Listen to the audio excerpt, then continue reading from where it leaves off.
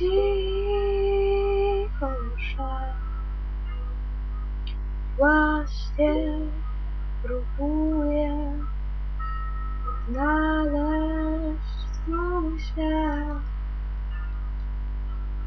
Kiedy szukasz do mnie drogi, ja ci chętnie w tym pomogę. I może kiedyś się dowiemy, czego tak naprawdę chcemy. Nie zagłuszaj ciszy,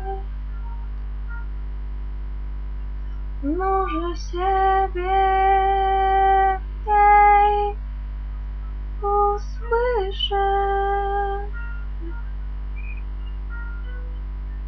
I gdy będziesz już gotowy, by odnaleźć do mnie drogę, spotkamy się nad wodę, deszczową pogodę. Czy nie widzisz, że cały świat kręci się wokół nas? I może kiedyś się dowiemy, czego tak naprawdę chcemy. Nie zagłuszaj ciszy,